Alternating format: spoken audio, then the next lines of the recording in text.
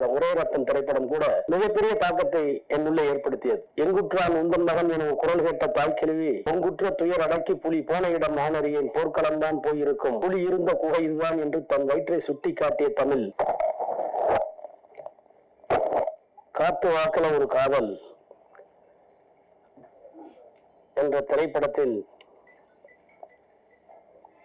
முன்னோட்ட தகட்டை வெளியிடுகின்ற இந்த விழாவில் என்னையும் அழைத்து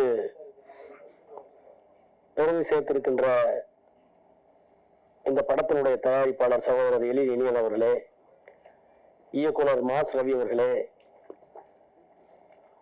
இந்த திரைப்படத்தில் பங்கேற்றிருக்கின்ற கலைஞர்கள் மஞ்சுளா அவர்களே, ஜிகேபி அவர்களே, சூப்பர் சுப்ராவன் அவர்களே, சுபாஷ் மணியன் அவர்களே, ராஜ்குமார் அவர்களே, இவர்களோடு இணைந்து பணியாற்றிருக்கின்ற ஏனைய கலைஞர்களே, வருகை இருந்திருக்கின்ற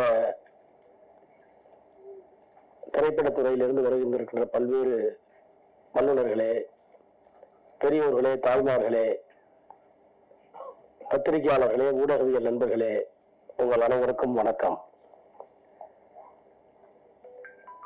நான் சார்ந்திருக்கிற திராவிட முன்னேற்ற கழகம் கலையோடு, இலக்கியத்தோடு, சினிமாவோடு நெருங்கிய தொடர்பில் இருந்தாலும் கூட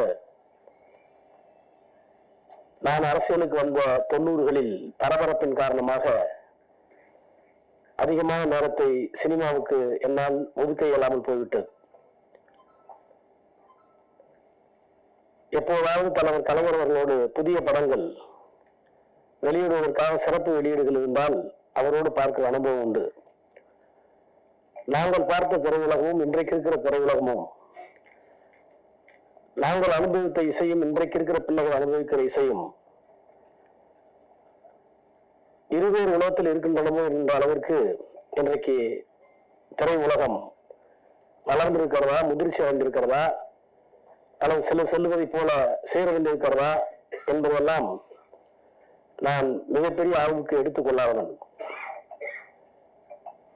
ஆனால் காதலும் வீரமும் தமிழர்களுடைய வாழ்க்கையில் இறந்தவ பின்னி இருந்தது என்பதை திராவிட இலக்கியங்கள் சங்க பாடலில் இருந்து பல்வேறு விதமான குறிப்புகளை எல்லாம் பேரறிஞர் அண்ணா அவர்களும் தலைவர் கலைஞர் அவர்களும் எழுத்தில் எடுத்து காட்டியிருப்பதை நாங்கள் எல்லாம் படித்து வளர்ந்தவர்கள்.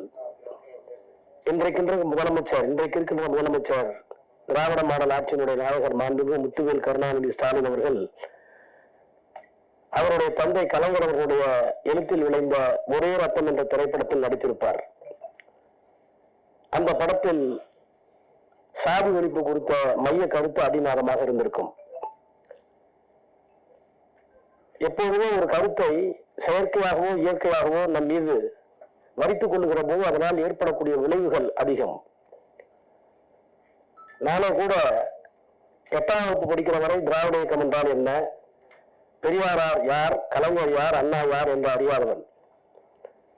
ஏதோ ஒரு பேச்சு போட்டிக்காக என்னுடைய தமிழாசிரியர் ஒரு தலைப்பிலே அவர் எழுதி கொடுத்த அந்த வாசகங்களை பேச போய் அதனால் பரிசு பெற்று அதற்கு பிறகு அண்ணாவை, பெரியாரை, கலைஞரை, அவரின் வாயிலாக சங்க இலக்கியத்தை, திராவிட பண்புகளை எல்லாம் அறிந்து இன்றைக்கு 6 முறை நாடாளுமன்ற உறுப்பினராக, 3 முறை ஒன்றிய அமைச்சராக, அதிலே வரக்கூடாத மிகப்பெரிய சோதனை வந்து அதை எதிர்த்து நிற்கக்கூடிய மன வலிமை உள்ளவனாக நின்றிருக்கிறேன் என்றால் அதற்கு காரணம் திராவிட இயக்கம் தந்திருக்கின்ற கலை, இலக்கியம், அரசியல் என்கின்ற அந்த உணர்வுதான். அந்த அடிப்படையிலே இன்றைக்கு இருக்கிற முதலமைச்சர் நடித்த அந்த ஒரே ரத்தம் திரைப்படம் கூட மிகப்பெரிய தாக்கத்தை என்னுள்ளே ஏற்படுத்தியது. ஆனால் இந்த படத்தினுடைய கதை என்னவென்று நான் கேட்டேன். இந்த முன் வெளியீட்டு தகவலை பார்க்கக்கூடிய வாய்ப்பை பெற்றேன். நான் முன்பே குறிப்பிட்டதை போல கலை, இலக்கியம், காதல், வீரம் எல்லாம் தமிழர்களுக்கென்று இருக்கின்ற தனி செம்மாந்த விழுமியங்கள். எங்குற்றான் உந்தன் மகன் என குரல் கேட்ட தாய்க்கிழவி, பொங்குற்ற துயர் அடக்கி புலி போன இடம் நான் அறியேன், போர்க்களம் தான் போயிருக்கும், புலி இருந்த குகை இதுதான் என்று தன் வயிற்றை சுட்டி காட்டிய தமிழ் என்று கலைஞர் எழுதினார். அந்த கலைஞர் தான் ஏறு தழுவுதல் ஆடவருக்கு அழகு, அவர் வாயில் வெற்றிலை, சேறு தடவுதல் மகளிருக்கு அழகு என்று காதலையும் சொல்லியிருப்பார். அப்படி காத்து வாக்குல ஒரு காதல் கதையை கேட்டபோது 2 உண்மையான காதலர்கள் சந்திக்கின்ற தடையை, அதுவும் ஒரு குறிப்பிட்ட சூழலில் பூகோள பகுதியிலே வாழுகின்ற அந்த பகுதியில் இருக்கின்ற தடைகளை எல்லாம் தாண்டி வருகின்ற அந்த ஓட்டத்தை இங்கே தந்திருக்கிறார்கள் என்று சொன்னார்கள். சினிமாவாக இருந்தாலும், கனவாக இருந்தாலும், இலக்கியமாக இருந்தாலும் சமூகத்தில் இருக்கிற புழுக்கத்தை, சமூகத்தில் இருக்கிற கொதிப்பை வெளியே கொண்டு வந்து அவற்றை தீர்க்கக்கூடிய ஒரு தீர்க்கமான ஆயுதமாக இருக்க வேண்டும் என்று விரும்புகிற இயக்கம் திராவிட இயக்கம். காதல் கவிதையை பற்றிய பல்வேறு கருத்துக்கள் உண்டு. The longest love poem, the loftiest endeavor can be condensed in those few words that I love you and I will love you forever என்று எலியட் சொல்லுவார். உலகத்தில் இருக்கிற எத்தனையோ காதல் எல்லாம் சுருக்கி வைத்து பார்த்தால் ரெண்டே விஷயம்தான். உன்னை நான் காதலிக்கிறேன் அல்லது நான் காதலித்துக் கொண்டே இருப்பேன். இதுக்குதான் அவ்வளவு பெரிய இலக்கியங்கள் என்று ஒரு சிம்பிளிஃபைடு சொல்லுவார். அது ஒரு பார்வை. ஆனால் காதல் இல்லாமல் இருக்க முடியாது என்று சொல்லுவதற்கும் இருக்கிறது. கலீல் கிப்ரானை நான் படித்திருக்கிறேன். லெபனான் பள்ளத்தாக்குகளில் சைப்ரஸ் மரங்களின் ஊடே என் காதலியின் கல்லறையை கடந்து செல்லும் என் பால்யகால சிநேகிதர்களே, உங்கள் காலடி சத்தம் மெதுவாக இருக்கட்டும், அதை கேட்டு என் காதலி கண்விழித்து போல போகிறாள் என்று கதறிய அந்த காதலனை கலீல் கிப்ரானில் நான் படித்திருக்கிறேன். ஆக வீரம், காதல் இவையெல்லாம் தமிழர்களுடைய பண்புகள், மாண்புகள்.